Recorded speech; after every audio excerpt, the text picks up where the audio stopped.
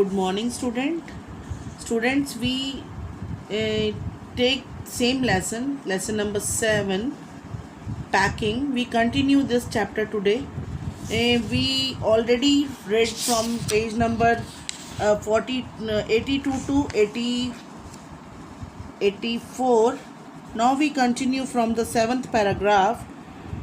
When I had finished, George asked if the soap was in. I said I didn't care a hang whether the soap was in or whether it wasn't, and I slammed the bag shut and strapped it and found that I had packed my spectacles in it and had to reopen it. अब वो कह रहा है कि जैसे ही मैंने अपनी toothbrush की प्रॉब्लम सॉल्व करी, जैसे ही मैंने ख़त्म किया, जॉर्ज ने पूछा क्या मेरे पास सोप था या नहीं। मैंने परवाह ही नहीं की कि सोप था या नहीं था। मैंने बैग को बंद किया, उसको सील किया और उसके बाद मैंने रियलाइज़ किया कि मैंने अपने स्पेक्स बैग में ही डाल दिए हैं और फिर मुझे अपने बैग को रीओपन मतलब दोबारा खोलना पड़ा। I got shut up finally at 10:05 p.m. and then there remained the hampers to do. उसने कहा कि मैंने अपना काम फाइनली 10:05 पे ख़त्म किया और उसके बाद लास्ट में बचे हुए चीज़ें पड़ी थी। हैम्पर्स मतलब large baskets of carrying food की, जैसे उनको ब्रेड ले जानी थी और बाकी का खाना वगैरह ले जाना था, तो वो काम अभी भी रिमेनिंग था। Harris said that we should be wanting to start in less than 12 hours time and thought that he and George had better do the rest, and I agreed and sat down and they had a go. Harris ने बोला कि हम अब 12 घंटे से भी कम time में हमको निकलना होगा, तो उसने कहा कि हैरिस और जॉर्ज जो है वो रेस्ट करेंगे थोड़ी देर, और वो ऑथर जो था ही agreed. They began in a light-hearted spirit, evidently intending to show me how to do it.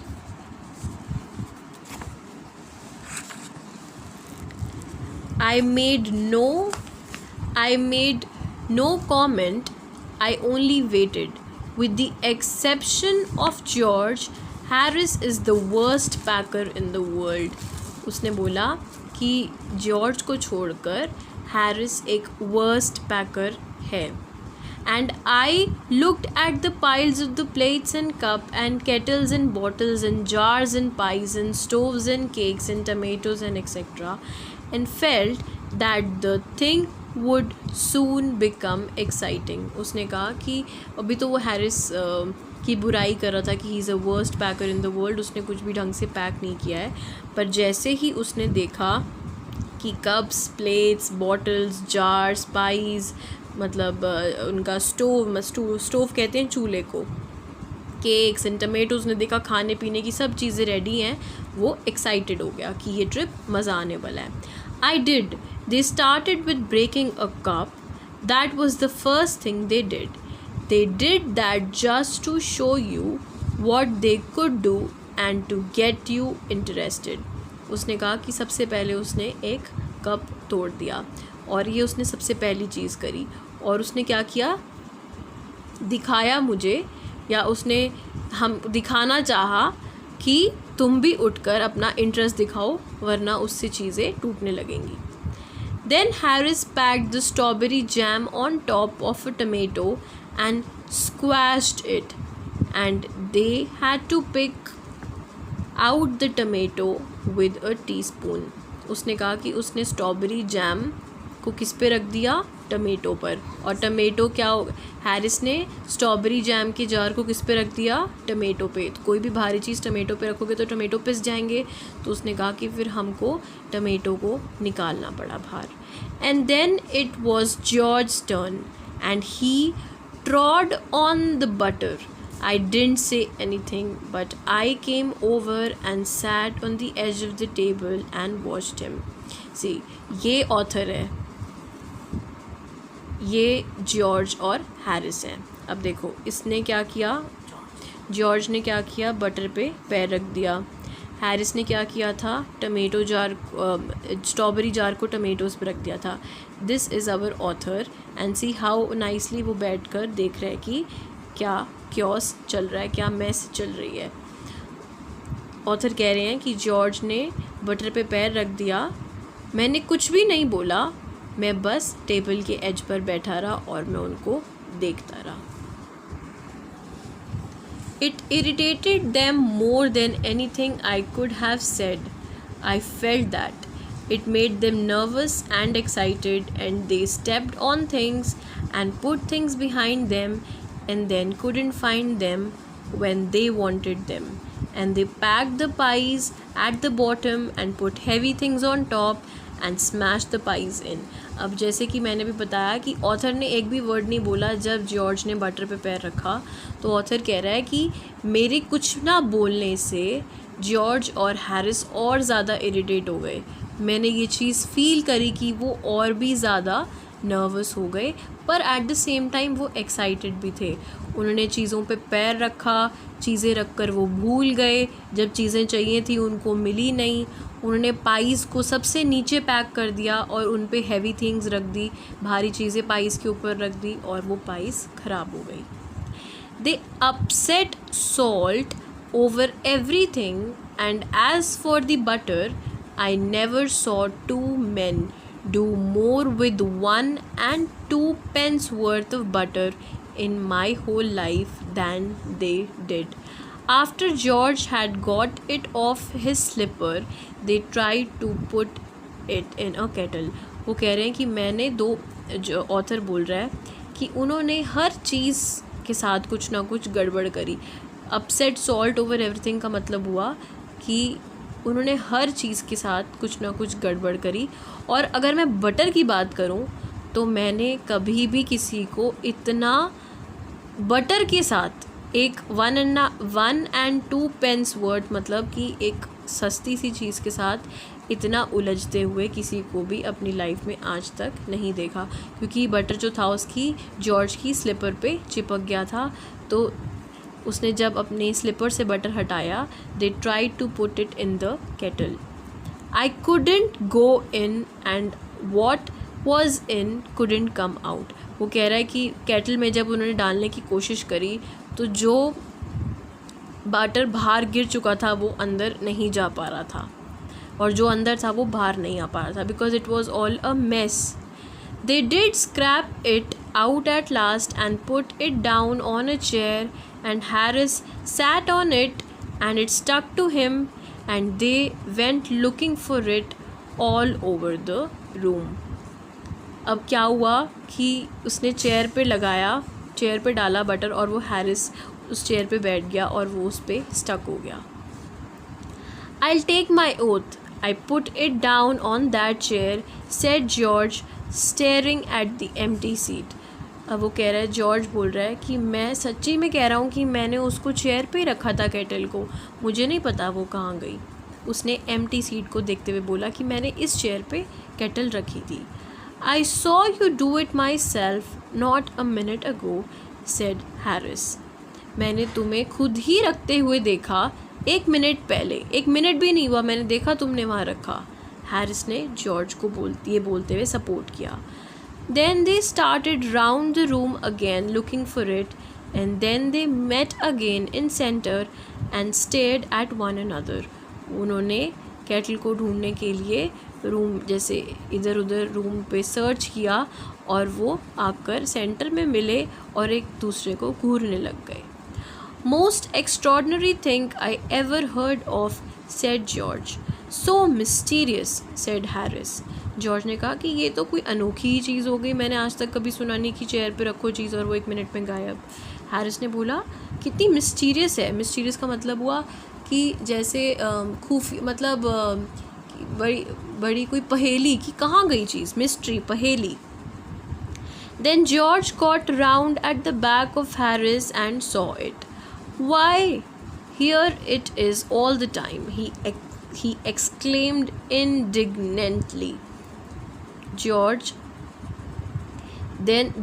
जो था he got around at the back of Harris, और उसने देखा कि वो वहीं पे पड़ी थी. उसने कहा ये हमेशा से कैटल यहीं पे थी. उसने देखा कि हैरिस के पीछे कैटल पड़ी हुई थी. हैरिस ने बोला where spinning around. Stand still can't you, roared George flying after him. George ने बोला बिल्कुल सीधे खड़े रहो, हिलना मत.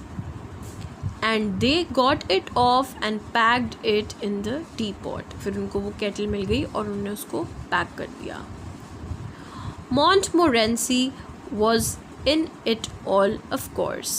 Montmorency's ambition in life is to get in way and be sworn at.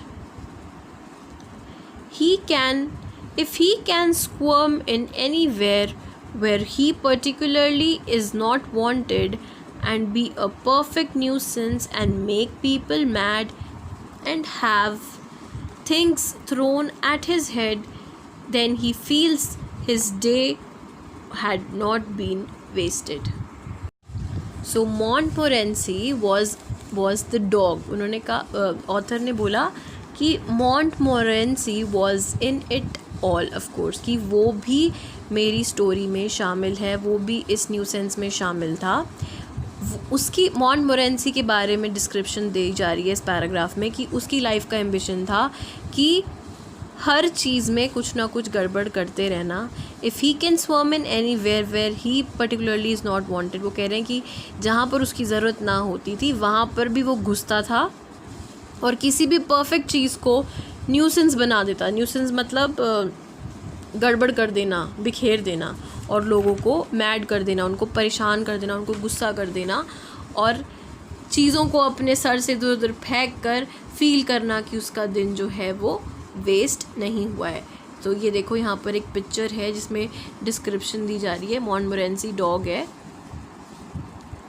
और यहाँ पर ये ऑथर है या मे बी हैरिस या जॉर्ज में से कोई है. वो देखो क्या हो रहा है उसमें. उसने पूरे बैग का मैस कर दिया, सब चीज़ें फैला दी. To get somebody to stumble over him and curse him steadily for an hour is his highest aim and object.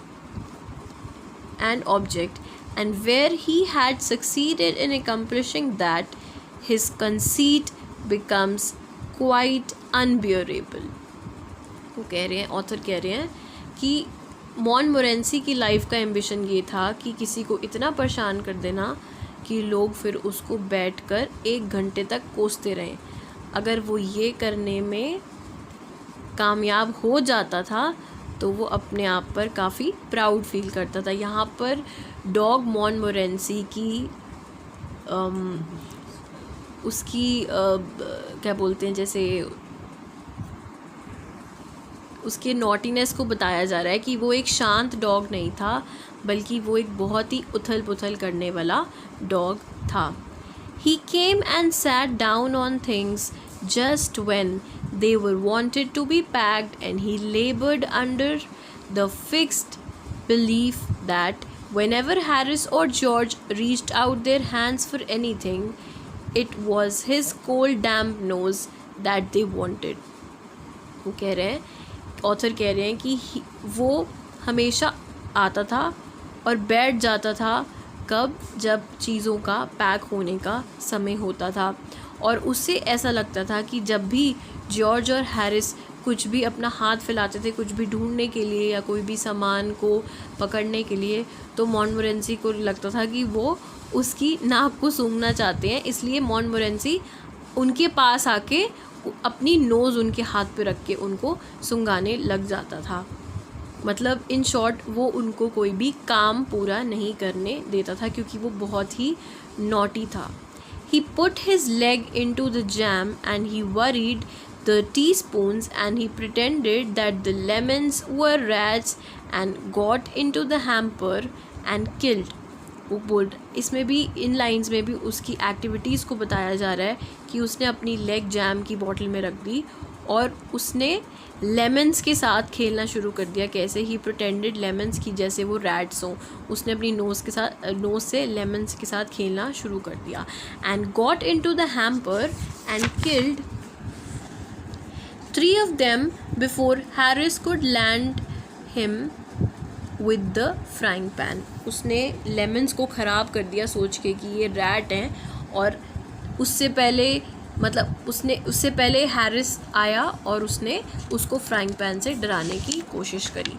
ये देखो, इसमें पिक्चर में पता चल रहा है कि उसने जैम की बॉटल ख़राब करी, फिर he was behind the lemons, और before he could destroy all the lemons, Harris ने आकर उसको फ्राई पैन से डराना चाहा। Harris said, I encouraged him. I didn't encourage him. A dog like that doesn't want any encouragement. Harris author को बोलता था कि ये ऑथर की गलती है कि उसने अपने डॉग को इतनी छूट दे रखी है। ऑथर अपने डॉग को कुछ कहता नहीं था, ऐसा हैरिस का मानना था। पर ऑथर ये कहते हैं कि इतने नॉटी डॉग को किसी भी encouragement की ज़रूरत नहीं है। It's the natural original sin that is born in him that makes him do things like that. Author बोल रहे हैं कि ये नेचुरली उसके अंदर ये एक पापी नेचर के साथ वो पैदा हुआ है कि उसने हर जगह जाकर गड़बड़ करनी ही होती है। सिन मतलब एक पाप, एक guilt. The packing was done at 12:50 and Harris sat on the big hamper and said he hoped nothing would be found broken.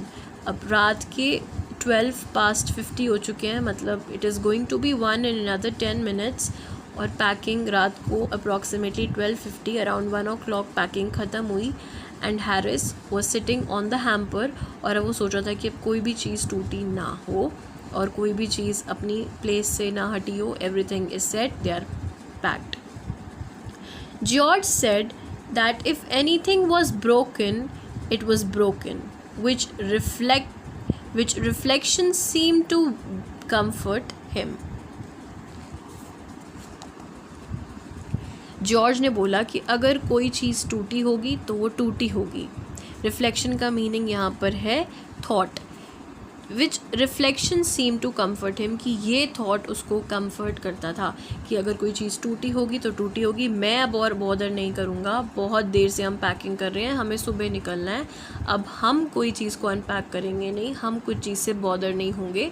That was the thought that was comforting him, मतलब उसको रिलैक्स हो रहा था ये सोच के कि अब मैं कुछ नहीं करूँगा। He also said he was ready for bed. George ने बोला he is all set and he is ready for bed, अब वो जाके सोना चाहता है।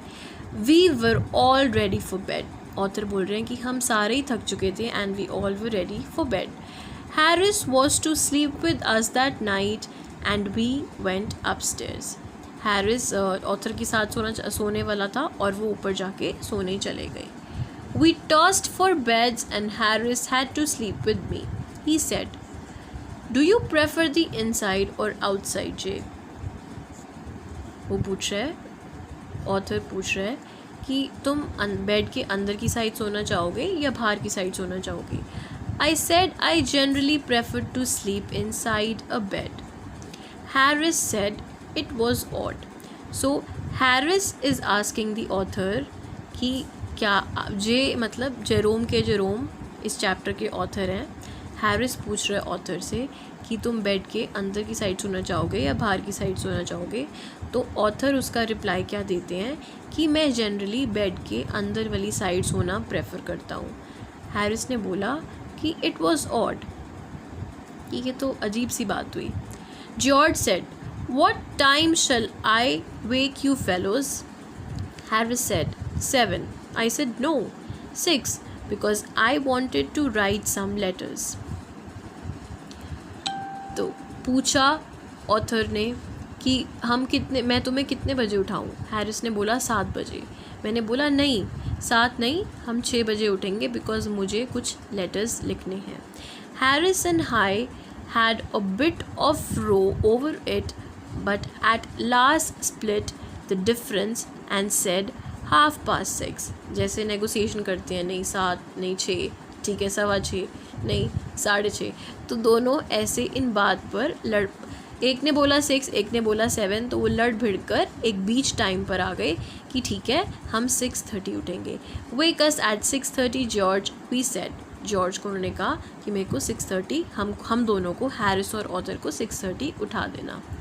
George made no answer, and we found on going over that we had been asleep for some time. So we placed the bath where he could tumble into it on getting out in the morning and went to bed ourselves. तो दोनों ने बोला कि 6:30 हमको उठा देना. George को बोला, पर जॉर्ज ने कोई आंसर नहीं दिया. तो इससे उनको लगा कि जॉर्ज शायद सो चुका है.